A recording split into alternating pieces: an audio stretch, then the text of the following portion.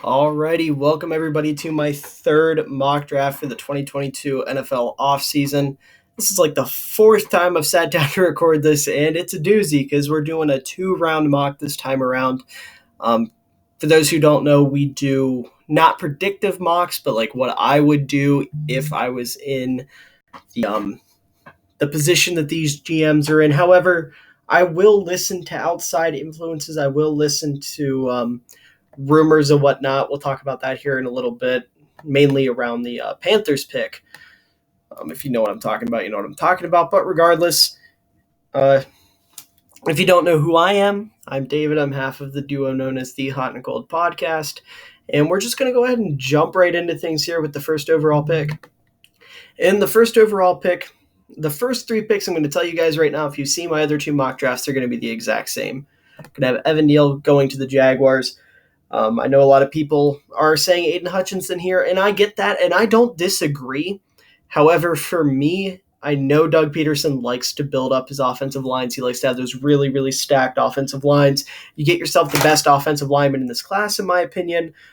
Really protect Trevor Lawrence. You slide Cam Robinson, who you just franchise tagged, over to right tackle. He's not a long-term option. You want him as, not your franchise left tackle. Evan Neal can be your franchise left tackle.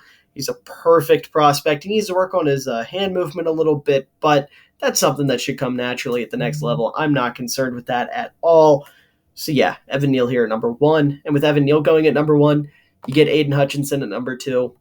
Build your defense around this guy. Probably the best defensive prospect in this class. Well, second best, in my opinion. We'll get to the best here at pick three. Incredible mechanics, super solid athlete, super polished. He's just really put together. He just is everything you want in an edge rusher. He doesn't necessarily have that bend, but he makes up for it in strength. He's a great leader. He's a guy that you can really just build your defense around. The Lions defense doesn't have an identity, and you get Aidan Hutchinson. He's going to give offensive lines in the NFC North nightmares for years to come. You get the Michigan guy in Detroit. It's just a match made in heaven if the Jaguars pass on him at number one. I know they want to look quarterback. We're going to get to that in a little bit. The way my board fell, they get one here later on. There's a little bit of a spoiler, a little bit of a heads up. As we get to number three, Texans, Kyle Hamilton. In my opinion, the best player in this class by far. He is the best player in this draft class. His closing speed, insane. His instincts, insane. They just lost Justin Reed to free agency. He went to the Chiefs. So you replace him with somebody that I think is going to be leaps and bounds better. This is a generational all-pro type guy. And you get him, you build your defense around him. He is going to be the centerpiece of that defense. I know safety positional value is bad, but screw positional value. Get the best player on the board. They need that identity on defense, and Kyle Hamilton is that. So here with the Jets at pick four, I've been going Ike Ekwonu. We're going to switch it up. I like Kayvon Thibodeau to them a lot. They don't really have a solidified number one edge guy in a division with Josh Allen and Mac Jones and Tua Tagovailoa, who I think is going to take a big step with all the weapons he's been given. You really need that number one edge guy. He could wind up being the best edge in the class. I think his intangibles and his just overall potential is higher than Aidan Hutchinson. He's just not quite as polished. I do like him as a prospect more than Hutchinson, I think, but Hutchinson's just more of that polished guy. But, outstanding quick first step. He's a really good run defender. You put him and Quinnen Williams on the same defensive line, nobody's running on you. So I think this is the clear-cut pick here at four. As we move to number five, with Ike Ekwonu going to the Giants, this is the team that I've had taking Charles Cross. I've had them taking Kayvon Thibodeau, and that's usually just because Ike Ekwonu's been gone. If he's there at five, you got to get him. You need to get him at five. You play him at left tackle. Protect whoever your quarterback's going to be. It's going to be Daniel Jones this year. Maybe they put in Tyrod Taylor. Who knows? And then long term, if you end up with a C.J. Stroud or whoever, just protect them. Get yourself the best tackle left on the board. He's super athletic. He's a great run blocker. That's going to be so beneficial for Saquon Barkley. And he's just a really good tackle prospect. He's the best one on the board at this point. as we move on to number 6 with the Carolina Panther. And this is going to be the first example of outside influence kind of influencing where I want to go here. I have mocked him in my first 2 mocks, and I considered switching it. I considered giving them Charles Cross here at 6 because their number 1 need probably is tackle. However, a lot of rumors are saying that they're big on Kenny Pickett, and like I said, I've mocked them to take him twice before. I'm not going to change it because of that. And I don't hate the pick. Again, super athletic quarterback. He's fiery. He's got a solid arm. He's pretty accurate. He's got a good football IQ. His decision making could be better. That's something that I think coaching can really help. And I think the whole hand size thing is kind of overblown. You go out, get yourself a quarterback. I just think this is a pretty solid pick here for the Panther. As we move on to number 7 here with the Giants, you took tackle with your first pick. I'm not doing trades in this mock. I should have said that earlier, just because that gets so complicated, and I'm bad at valuing what picks are worth and judging what teams would give up for picks and whatnot. So we're just going to cut it straight. The Giants are definitely a team I could see being able to trade back. You see a team with multiple first-round picks, maybe like the Eagles, they want to move up into the top 10, get a guy, whatever. I don't know. But I'm going to stick with them here at 7. We're going to give him Trayvon Walker. He's the best edge rusher on the board. He's been flying up a lot of people's draft boards. I think he's pretty much like the consensus third edge rusher right now. Super versatile, super powerful.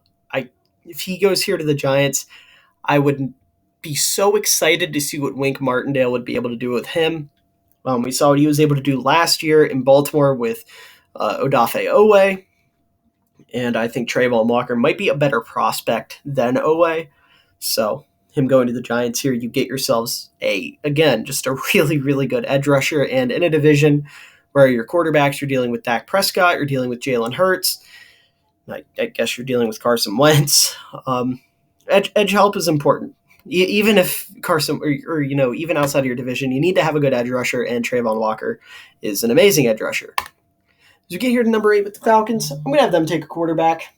I know they just signed Marcus Mariota, but that's a bridge quarterback. That's not your long-term starter. We'll give them the best quarterback on the board being Malik Willis. They passed on a quarterback last year. They can't do it again this year. Super high upside, really athletic, really strong arm.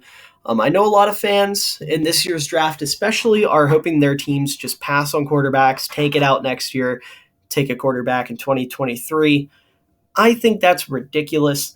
From a fan perspective, I guess it isn't ridiculous, but I just think it's a little goofy because you look at these GMs, they are on timelines. They have to get so much done within a certain time frame or they're going to lose their job, and they cannot afford to just throw a year away. They cannot afford to look at a season, throw it away, and then, start fresh the next year. That's just not how it works.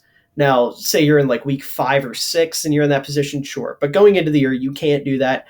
You take the quarterback now, let him sit behind Mariota. I think Malik Willis can be really good. So I like this pick for the Falcons here. As we move on to the Seahawks, a team that I think here can afford to pass on a quarterback just because they have Drew Lock. And this is a team that could also trade for Baker Mayfield. But with Drew Lock, at least he's young. You can argue that he has upside. He has potential. Maybe Seattle sees something in him. So you can just kind of run with it. So I'm just going to give them best player available. And in my opinion, that is Derek Stingley Jr.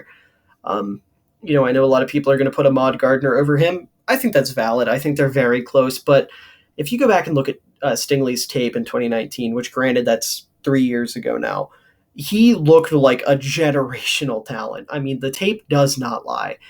That was before he got hurt. That was before COVID and all that crap. He's just special. And for a team that just lost DJ Reed to free agency, they need themselves a solidified number 1 lockdown corner, and that's exactly what Stingley is. He has the potential to be like the next Richard Sherman type guy with a little more speed. I'm not trying to say his comp is Richard Sherman, but just like a dominant Seattle corner, Derek Stingley Jr. can be that guy. as we move here to number 10, Jets, you went defense, with the 4th pick. So with the 10th pick, we're going to go offense, and we're going to go get Zach Wilson a weapon, and that's Drake London. Now, he's not my number 1 receiver. We're going to have him go here at number 11 in a second. But I like how Drake London fits in that offense. You have Corey Davis is kind of your flanker, your Z guy. You have Elijah Moore as your slot. You can play Drake London as that number 1 X receiver. He's a creative route runner, great hands. He's really good after the catch. You set up Zach Wilson with all the weapons he needs and hope he can take that next step next year. I think this is a perfect fit for the Jets, as we're going to give the Commanders my favorite receiver, my number 1 receiver, and that's Garrett Wilson. I think he's a complete receiver prospect. This one might be a little bit weird because you have Terry McLaurin, obviously, he's your number 1. You have Curtis Samuel, who's your number 2 right now, and you have Diami Brown, who I really like in the slot, but I don't trust Curtis Samuel long-term. I do not trust him to stay healthy. And if we're going to throw Carson Wentz out there as your QB1, you want to give him as many weapons as possible. Having 4 solid receivers is not a bad thing. And if Curtis Samuel goes down, Garrett Wilson can step in and be that number 2 and be really good for that football team. No pun intended, obviously. But I love Garrett Wilson. I think he is the best receiver in this class by a wide margin. I don't see any flaws in his game. And him going to Washington here, you pair him with another Ohio State receiver and scary Terry McLaurin, that is a nightmare for opposing defensive backs. And speaking of defensive backs, here at 12, we're going to have the Minnesota Vikings go with Sauce Gardner, who is the best corner on the board. They desperately need help at corner. We know the stories about Sauce Gardner. Never allowed more than 13 receiving yards in a game his senior year. I ran like 85% press man last year and absolutely dominated. He's just an elite lockdown corner, and Minnesota desperately needs that. So there you go, Sauce Gardner at 12. As we get to 13 with the Texans, they win offense with pick 3. They went defense with pick 3. So we're going to go offense here. We're going to take the best player on the board, Charles Cross. Get yourself a right tackle to play opposite of Laramie Tunsil. Really protect Davis Mills. He's a super polished pass protector. There's not really any issues with his game in that regard. He's not that great of a run blocker, but I attribute a lot of that to the fact that they didn't run the ball a lot at Mississippi State, and he didn't really get a chance to grow as a run blocker. I think it'll come as he's in the NFL. It'll come naturally. So I love Charles Cross here to the Texans, really getting your young quarterback some protection. As we get to the Ravens here at 14. And I absolutely fell in love with the idea of them taking David Ojabo here. He just makes so much sense. He was buddies with Odafe Owe in high school. He played for their new defensive coordinator in college. And their head coach is brothers with his college coach. It just makes so much sense. And then the poor guy went and tore his Achilles in one of just the saddest workout injury videos I've seen. So obviously you can't really justify taking him here at 14. Now maybe they trade back. This is another team that could trade back, and they could end up sorry about that. I got a tweet about the Bears. But they could end up trading back and maybe end up with David Ojabo. But again, we're not doing trades here. So I'm going to look at one of their other big needs, probably their biggest need, that's interior defensive lineman. And I'm just going to give them the best one on the board, and that's Jordan Davis. This guy is a monster. He's literally the Incredible Hulk. That is the best comp for him, in my opinion. He is the Incredible Hulk. This dude is massive. He's quick. No human his size should be able to move the way he does.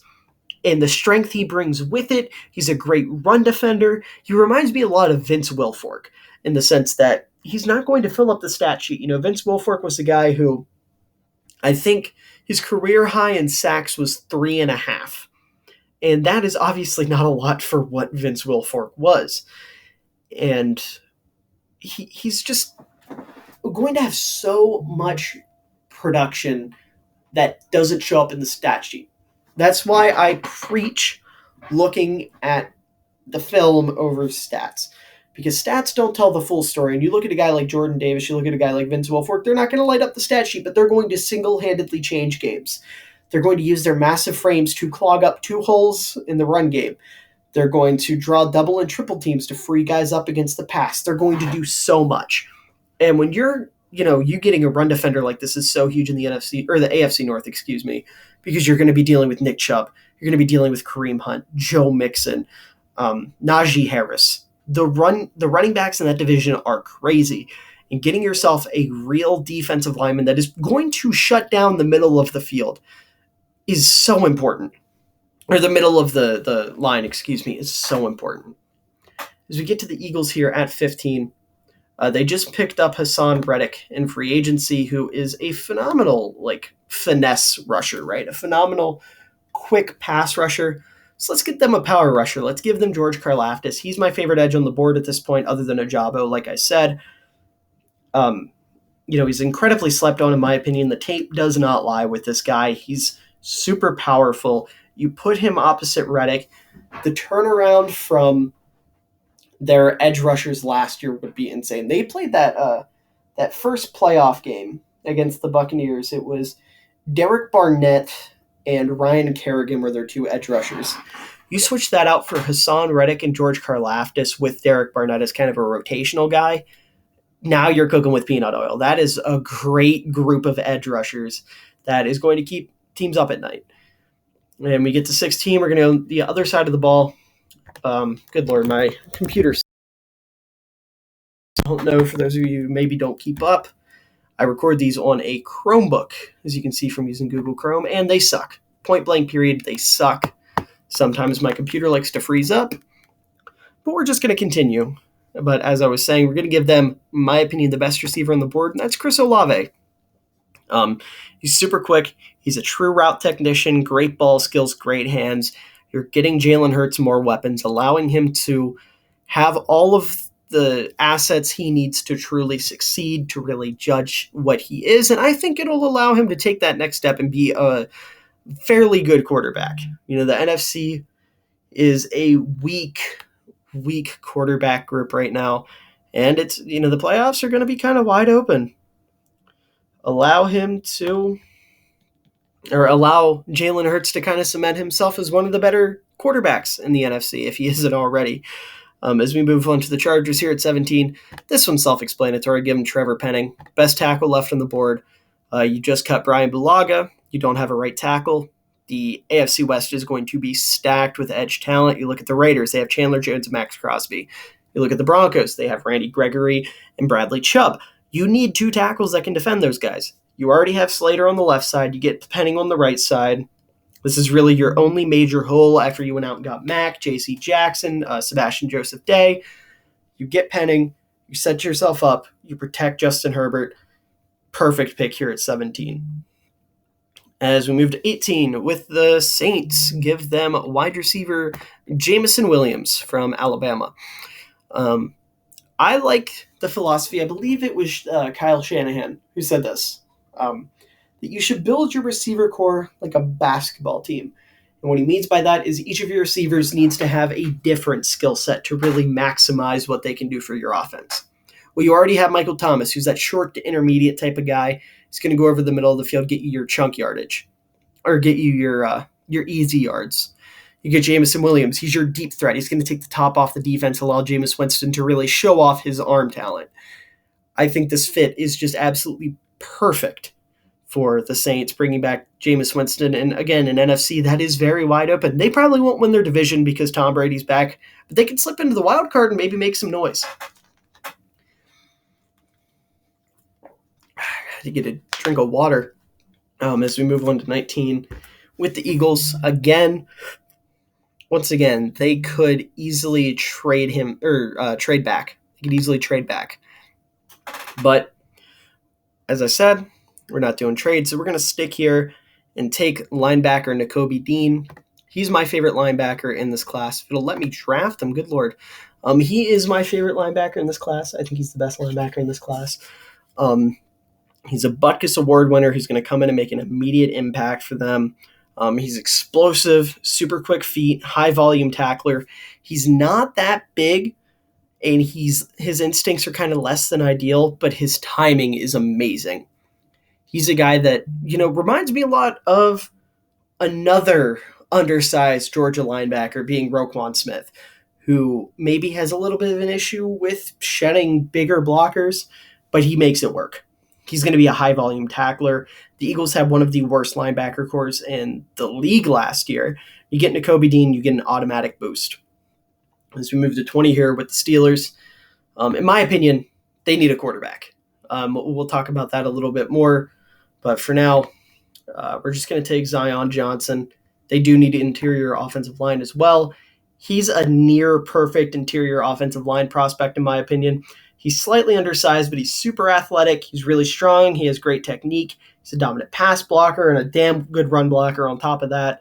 He does a great job of mirroring and attacking defensive linemen, and he uses his lack of size to an advantage with leverage. But if a quarterback isn't falling here, Zion Johnson is the best pick for them, in my opinion. Again, we'll talk more about them getting a quarterback here later on. As we move on to the Patriots here at 21, we're going to go corner. If it'll let me. We're going to take Andrew Booth Jr., who reminds me a decent bit of J.C. Jackson. He has shades of J.C. Jackson in his game. He's the best corner on the board. He's a sticky man corner with loose hips, quick feet, super great ball skills, and you can really just build up your secondary because you were desperate for secondary help after J.C. Jackson left. So move on to the Packers here. They need a receiver. They need an edge rusher.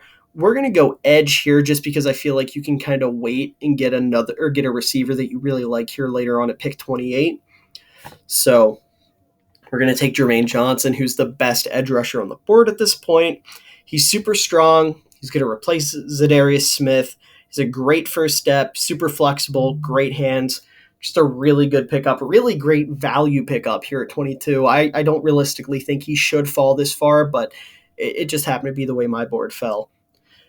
So we get to 23, and this is a guy that I'm not super high on necessarily, but someone that's a lot smarter than I am is, and I tend to trust him, obviously being Mel Kiper, and that's Arnold Dibiket.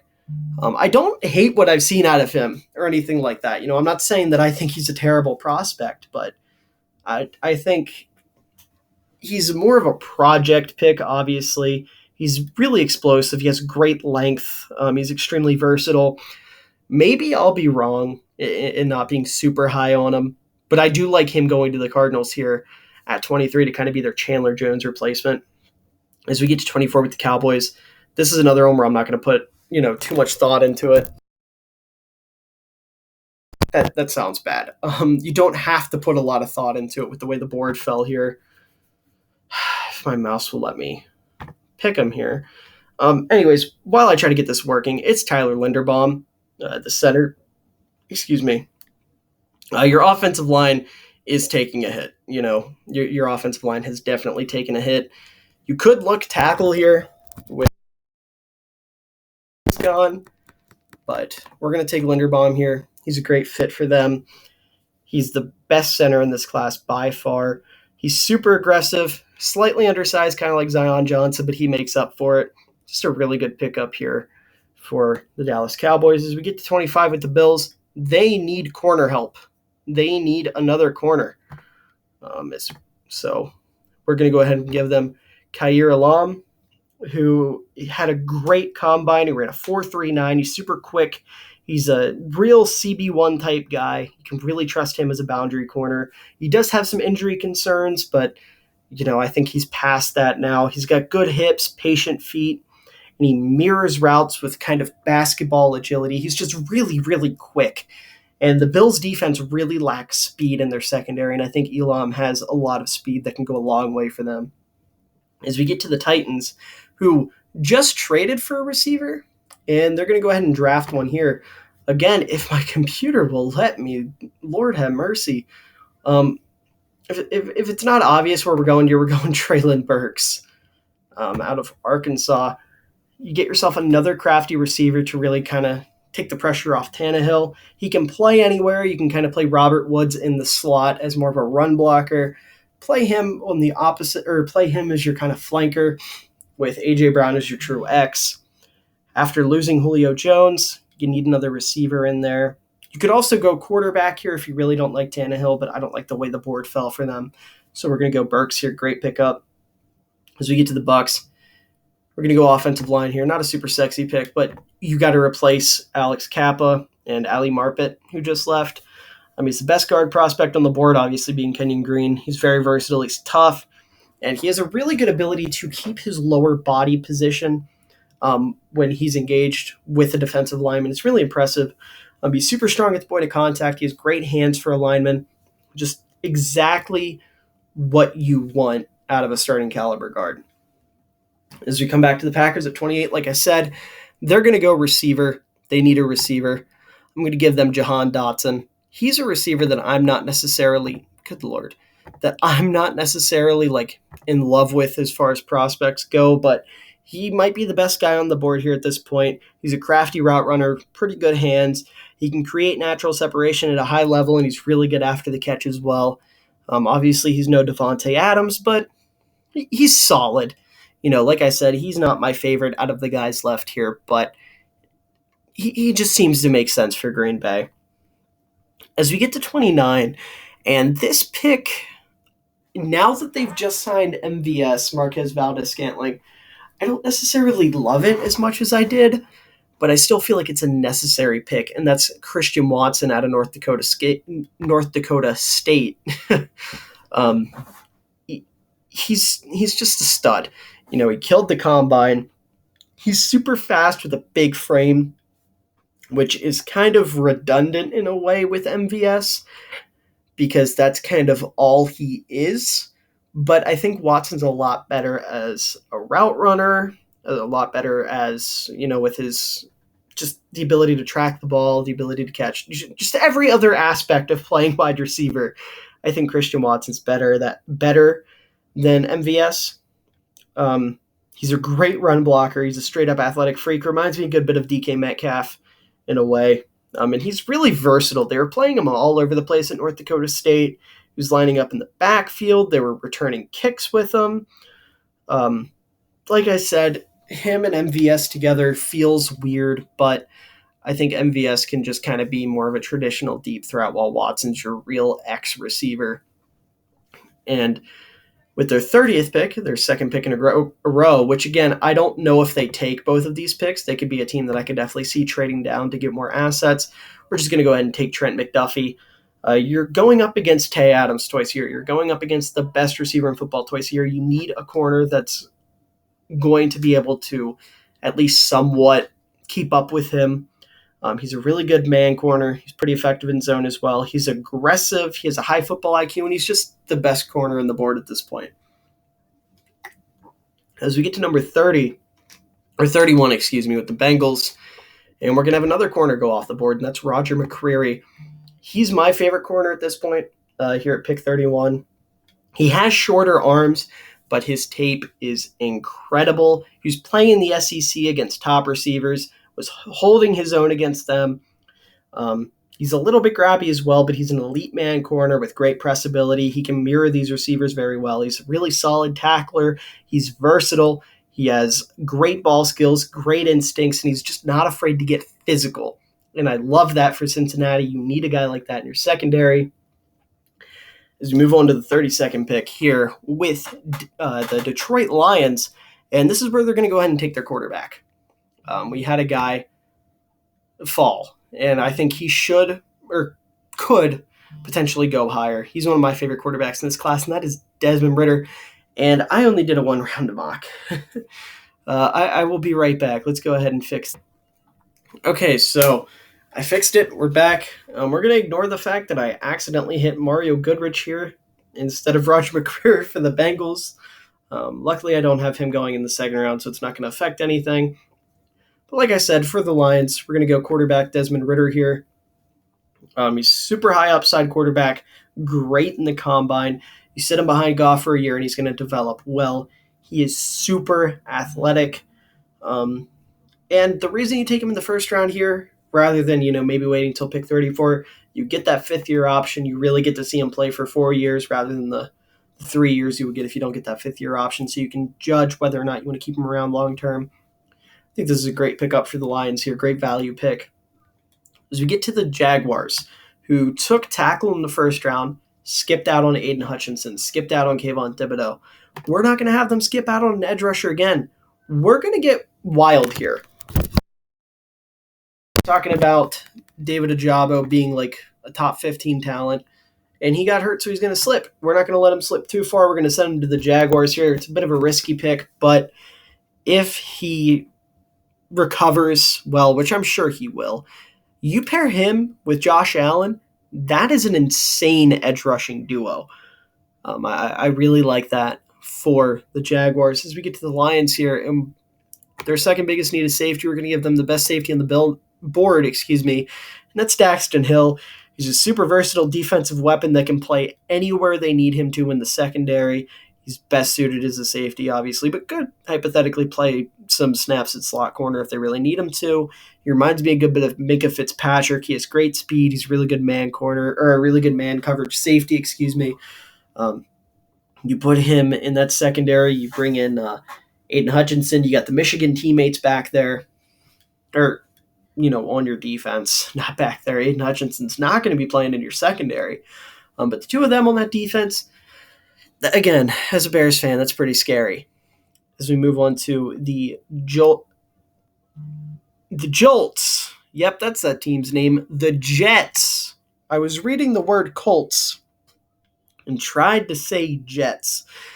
So the Jets, they took an edge rusher and a receiver in the first round. We're going to have them take a tackle here, and that's Daniel Faalele, who I really like. I called him the Hulk before Jordan Davis originally. He's just a massive human. You put him opposite of Mekhi Becton at right tackle, nobody's getting to Zach Wilson. He's got crazy balance. He moves extremely fluidly for his size. He's just amazing. And the Giants here, biggest need is safety, and that's where we're going to go here. We're going to go ahead and take Jaquan Brisker, who's your classic do-it-all type guy. Great tackle radius, great range. He has really solid ball skills that are continuously improving. He's a fearless run defender. He can play up in the box. He can play back in coverage. It's just kind of dependent on what you want to do with him. He's another guy that I just think Wink Martindale would have a field day using in his defense. The Texans here, we went both offense and defense in the first round with them. We're going to kick it back to the defense. We're going to take an edge rusher, and that's my favorite one on the board here with Cam Thomas. You're getting yourself some defensive line depth. He can play inside or outside. He has a great first step. He's super flexible. He has exceptional hands. Exceptional. God, words are difficult. He's just a really, really good defensive lineman, a great edge prospect. Another guy that's really going to go a long way in building up your defense. As we get to the Jets here at pick 38, we're going to take a corner, and that's going to be Tariq Woolen. And the biggest reason I like Woolen, this is one of my favorite picks. I love Woolen to the Jets. He's a little bit of a developmental guy, but the size is really there. The upside is tremendous. He's great at the line of scrimmage. He has great length and balance. He has amazing ball skills. He's another one of those guys who's a converted wideout. And he's really working his ass off towards being a really good run defender. But the Jets' corners just feel so small. And you bring in Tariq Woolen, who has a little bit of size. He just fits them so well. And speaking of taking a small unit and adding a little bit of size, that's what we're going to be doing with my Chicago Bears here at pick 39. Now, my dream pick for the Bears at 39 is Christian Watson. However, he's not here. He went at pick 30. So my next best option is George Pickens out of Georgia. There's a little bit of injury concern here, I guess. I'm not worried about that. He's 6'3". Chicago needs that size. He's your true X receiver. You have him as your number one guy. You have Darnell Mooney as your number one X receiver type guy. You have Darnell Mooney as your flanker. And then as of right now, be Byron Pringle in the slot. I think Chicago will pick up more receivers probably in free agency and then draft one here in the 4th, 5th round. Maybe someone falls. I would love Kyle Phillips to fall into the 3rd or 4th round and give Chicago an opportunity to pick him up. But, looking at Pickens himself, he's a very fluid route runner. His route tree is very diverse. He has natural hands. He creates a lot of separation naturally. His only issue seems to be his lack of versatility, And I don't think that's that big of an issue for the role he would play in Chicago's offense. Again, Darnell Mooney's kind of your versatile guy. Pickens is your straight up big body X receiver. Going to win you a lot of 50-50 balls, going to create a lot of separation on the outside. Just kind of play that role that Allen Robinson was playing for Chicago. Obviously, it's going to be a different type of offense, so it's not the same exact role, but just the same kind of vibe, so to speak. Your big body 50-50 type guy. I just love George Pickens. As we move to the Seahawks, here at pick 40, and I had them pass on a quarterback in the first round. And I think they can continue to pass on a quarterback. However, they did say they want to bring in competition for Drew Lock. And while I can see that being them trading for Baker Mayfield, they haven't yet. So we're going to assume they don't. And because of that, we're going to bring in Baker Mayfield 2.0, and that's Sam Howell. He's got a strong arm. He's pretty quick. People don't realize how fast Sam Howell is. I think in terms of accuracy, going through his progressions, reading defenses, things like that, he's better than Malik Willis right now. And Malik Willis is kind of the consensus QB1. I think Sam Howell is very underrated. He's probably my QB2 right now. However, I have him going as the fourth quarterback because the Panthers really like Pickett, and I love the upside of Ritter to the Lions because they can kind of sit him for a year. Whereas with the Seahawks, Sam Howell's going to come in and fight for a starting job. And when you have a young quarterback fighting for a starting job, what do you want to do? You want to protect them. So we're going to take one of the better tackles on the board here, Bernard Raymond. He's got great balance, smooth feet. He's kind of a developmental pick, but I'm confident he's a guy that's going to pan out. Seahawks have had issues with their offensive line for a long time now, so you go out and get yourself a projected stud at tackle. As we get to the Colts, who just went out and got Matt Ryan, and they have a solid receiver core, but they can upgrade. They can definitely upgrade. And something that receiver core lacks is speed. So we're going to go out there. We're going to get him a guy that's a great route runner. He's an elite separator. That's his best trait. He's great after the catch. He's a really good run blocker as well. Has a high football IQ. He's going to work well with the high football IQ that Matt Ryan has. And that's John Mechie III out of Alabama, baby. I love this pickup for the Colts. Really bolster that receiver room. I just think it's a great pickup overall. And with the Falcons, they're not going to have Calvin Ridley next year. So they really need a solid X receiver. They don't have that prototypical guy. The receiver room's just going to be really rough next year. And if you look at it like Kyle Pitts is your Y, you need a real X guy. And to me, that's David Bell. I love David Bell. He's a guy that if George Pickens and Christian Watson happen to be gone at 39, I would love for my Bears to pick up. He's, again, another guy with a really big route tree, super consistent hands. He has the ability to make really crazy plays. He's got some insane highlights at Purdue. This is just a prototypical number one receiver type guy that would work well in the Falcons offense and give Mariota, Malik Willis, whoever's throwing to him, a lot of help. And with the Browns here, I'm looking defensive line. They did lose Jadeveon Clowney, or most likely losing Clowney. I don't think he's actually signed anywhere, but I don't love any of these edge rushers like I love Devontae Wyatt. I think Devontae Wyatt is an absolute monster. He's got a great first step. He's super fluid. He's got very strong hands. They're not the strongest, but they're really strong. He's a really good run defender. The only returning defensive line starter for the Browns this year, it looks like, is going to be Myles Garrett. So you need help up front, and I think Devontae Wyatt's just the best defensive lineman available at this point, whether it's an edge rusher or an interior guy.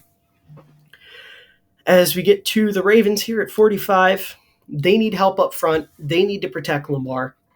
And there's a guy here that I really like, and that's Tyler Smith out of Tulsa.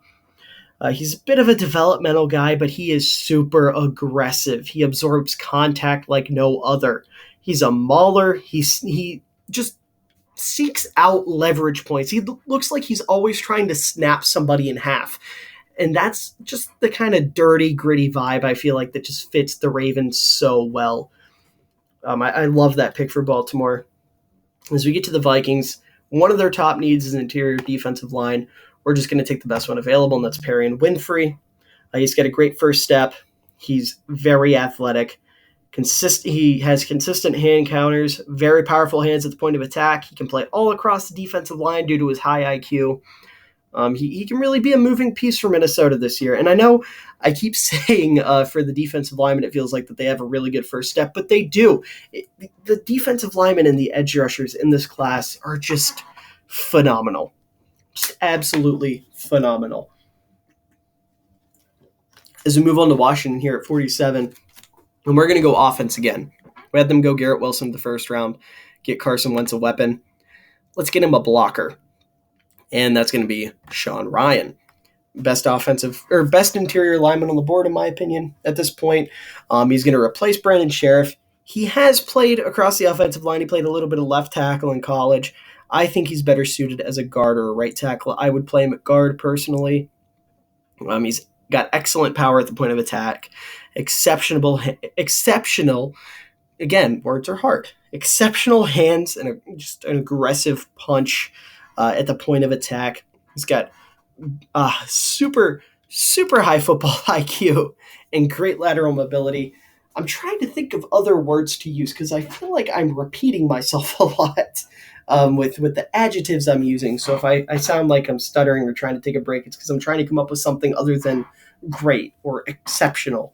But they've worked so far. As we get to Chicago, who needs offensive line help. You went out, you got Lucas Patrick at center. You got Cody Whitehair returning at guard.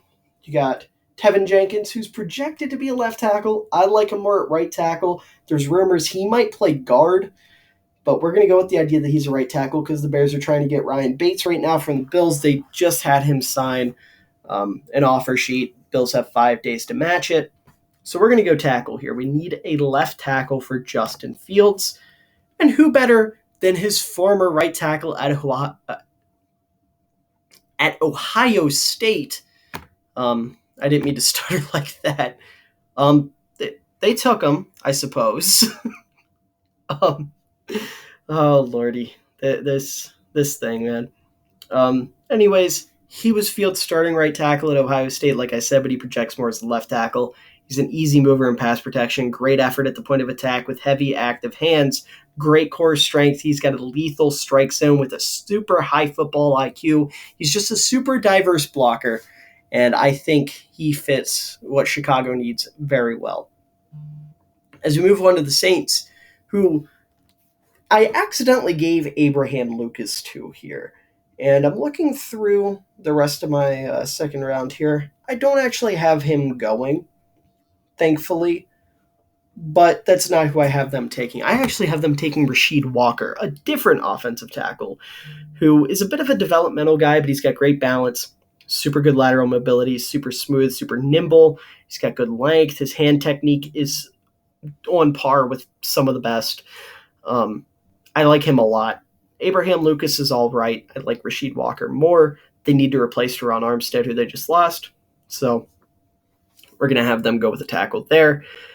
As we get to the Chiefs at 50, we kind of touched on this earlier. The Chiefs don't have a lot in terms of edge rushers. And we're going to change that. We're going to give them who, in my opinion, is the best edge left on the board, if it'll let me, and that is Logan Hall. I like Logan Hall a lot. He's, again, another guy with a great first step, very flexible. He knows how to use his length. He's a lengthy kid. He's got super heavy hands. He's a sound run defender with a high motor. Chiefs, again, don't have a lot of anything going on at edge. Logan Hall's going to come in right away and change that. As we get to Philly, and we see their number one need is corner. I agree with that. That's where we're going to go here. And the pick's going to be Kyler Gordon. I was questioning why I had Roger McCreary here, but then I remembered they screwed up the Bengals. I guess we're not going to screw around and fix that. But yeah, Kyler Gordon is the best corner on the board at this point, just ignoring Roger McCreary. He's a dynamic mover, great in man coverage. He's an exceptional tackler, very versatile, really good football IQ. He flies up to make tackles. I know a lot of Eagles fans want Tyrann Mathieu, and this is a guy that is somewhat comparable to Tyrann Mathieu, in my opinion. So you go out there, get yourself another corner as we move on to Pittsburgh. And I kind of teased earlier, they need a quarterback. As a Bears fan, as a big Mitchell Trubisky fan, he is not a good quarterback. He is not a franchise quarterback. And Pittsburgh is a team that could hypothetically, pass on a quarterback, get one next year. That would be fine. Trubisky, they can run with him for a year. You can get away with that. But with them sitting here at pick 52, with Matt Corral still on the board, I don't see any reason not to pull the trigger. He's got super high upside. He's very, very accurate. He's got solid poise. He needs to work on his decision-making a little bit and going through his progressions, but that's something that Coach Tomlin can step in and do. You have one of the better coaches in football. He can help him out with that, and he's just a guy that's really good at manipulating the pocket, and Pittsburgh is a team that doesn't have the best offensive line right now and probably won't have the best offensive line the year after, so I think he fits very well with the type of team they have built. As we move on to the Packers, they need more receiver help. Let's go out, get them another receiver. Just take the best one available, and that's Skye Moore out of Western Michigan. He's the best one on the board. Textbook slot kind of guy, really good hands, great short area agility, highly intelligent, just the kind of guy that Aaron Rodgers loves, that can really just find a place in the defense, find an opening, sit there, and let Rodgers find him. Rodgers loves those type of guys, and Skye Moore fits that profile perfectly. As we move on to the Patriots, who do need wide receiver help. However, I feel like they can wait. I feel like looking at looking at all of the receivers on the board here, they can afford to wait. So we're going to take Devin Lloyd. He just feels like a Patriots linebacker. He fits their mold. They like big linebackers. He's a really good pass rusher as well as a guy who's really good at dropping into coverage. He's just your stereotypical quarterback of the defense type guy. Fits really well with Belichick and what he likes. As you get to the Cardinals, and I'm going to admit, I didn't really know where to go here. In all honesty, I didn't know what to do. They do need corner, and we're looking at corner. Not a lot that I love here for second round value. They need receivers. Again, not a lot that I love here as second round value. So we look, no, don't make me draft Calvin Austin. We're going to go running back, and we're going to go Breece Hall. Breece Hall is a guy who is one of the most accomplished running back prospects in recent memory. He's a great one-cut guy. They lost Chase Edmonds to free agency. He can come in and really be impactful. I feel like he would fit very well on a team that's running a bit of a running back by committee situation. So you have Hall, you have James Conner, and I'm sure they have another guy. I can't think of his name for the life of me, but they would have a nice little running back room there, and I think Breece Hall fits that group well. As we move on to Dallas, and this is a team that just is always in need of a safety, so we're just going to take the best one available, and that's Lewis Seen. He's an aggressive tackler. He has solid range. He has really flexible hips, very good in space. He isn't super versatile, but they don't need him to be versatile. He's just a solid safety. They need one. They usually don't have one. Go out and get yourself one. Bills here. We're going to go interior defensive lineman with DeMarvin Leal. He's versatile. He can play inside and out. He's better inside, in my opinion. He's got impressive change of direction in the open field. He's a great technician with very strong hands. He's excellent against the run. I just really like this fit for Buffalo. They need another guy in there with Ed Oliver to cement the interior of their defensive line, the interior of their front seven, and I think Leal would be a great pairing. As we come back to the Falcons here at 58 with their third pick, we're just going to take an edge rusher here. And I have them taking Kingsley Enagbare, but I think we're just going to go Boy Mafe. I mean, they need help off the edge. I don't know why I had them taking Enagbare with Mafe sitting here. That's rather interesting.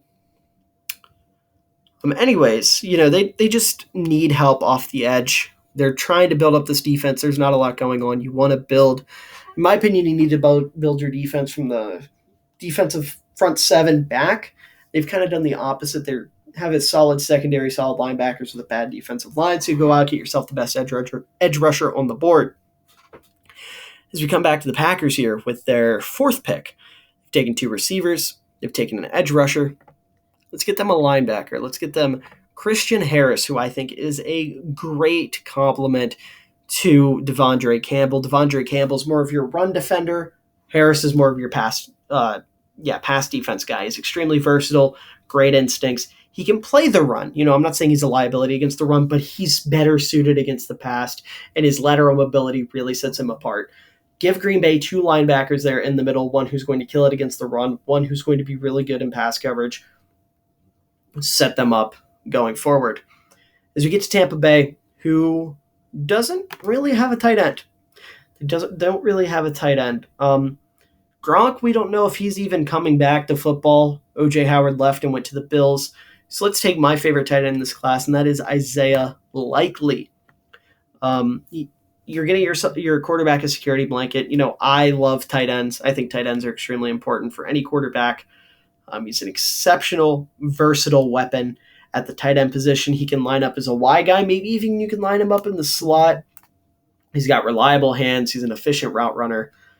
I just really like this fit for the Buccaneers here. Lost my train of thought for a second. As we move to the 49ers, they need help on the interior of their offensive line. We're just going to take the best guy here, and that's Jamari Salyer. They lost Laken Tomlinson to free agency. Who is Dalvin Tomlinson's a defensive lineman? Okay. They have a weak interior of their offensive line because of that. He's the best guy available. He's got good balance. He plays with his head on a swivel. He's just really aware of his surroundings at all time. And his hand placement's fairly good. So, solid pickup for the 49ers here. Protect Trey Lance. As we move to the Chiefs here at 62. Another team that I just didn't know where to go. So I just gave them a player I liked that I feel like will fit them. And that's Chad Muma. I don't think that's actually how you say his name, but it's funnier to say Chad Muma, so we're going to go with Chad Muma. And, the Chiefs do need help at linebacker. Their linebacker core isn't that strong. This is a guy with super high football IQ. He's just a really smart football player, great against the pass, great tackler. He's a downhill player who deciphers runs very quickly. He's going to do a little bit of everything for you at linebacker, and they don't really have a linebacker that can do a little bit of everything for him. As we get to the Bengals here, our second to last pick, they lost C.J. Uzomah, and that's like a fan favorite. So let's get him a tight end, and let's go out and get them the best tight end on the board at this point, and that is Trey McBride. He's an extremely versatile guy, kind of fits that Y role very well. Just getting Burrow another weapon, really. And we have the Broncos here with the last pick. And this is a team who says edge is their top need. I heavily disagree with that. And I don't like the corners here. So let's look at linebacker. And, Damone Clark, that's really sad to see. He just had to get surgery that, is going to ruin his rookie year. Something with his spine, I believe. So instead of him, let's go with Leo Chanal out of Wisconsin. This is a guy I absolutely love. Some people might not be too high on him. We'll scroll down here so you can kind of see Chanal again. But this dude is 6'2", 250 pounds, right? Ran a 4.5 40-yard dash. Now, they very well could get Bobby Wagner, but even then, I would still love this pick for them. He's big. He's fast. He's a super hard hitter. He's got great instincts. He just fits Denver very well for what they need. I think he's an incredibly underrated prospect. So you go get him, and your linebacker core is going to be scary. So with that being said, I'm starting to lose my voice. My throat hurts. I've been talking for a hot minute now, nonstop. This was fun, though. I enjoy going through the top 2 rounds, mainly because I get to talk about my Chicago Bears. We'll go ahead and scroll up here so you can see both of their picks, kind of, even though this is kind of covering it up. There we go. Now you can see both of them, but that's going to be it for me. Make sure you guys like, comment, and subscribe. Last time I checked, over 60% of our viewers aren't subscribed. Let's fix that. That's not acceptable. Well, let's set a like goal. Let's do that. That's something we haven't done. If we can get 10 likes on this video, just 10 likes on this video, I will go through and do a 7-round mock draft for the Bears. Not for the entire NFL, because we would be here forever, but for the Bears. I will go through and kind of look at some of the later rounds, some of the more value picks that Chicago could pick up and whatnot. But on top of that, make sure to follow me and my co-host Andrew on both Twitter and TikTok. The links will be in the description, as well as follow the TikTok account for the Hot and Cold podcast. Link is also in the description for that. And make sure to tweet out when we're recording, when we're uploading, and any sort of schedule changes and whatnot. And you might see a cryptic tweet now and again, because why not? But yeah, I hope you guys enjoyed, and that'll be all from me today. Have a great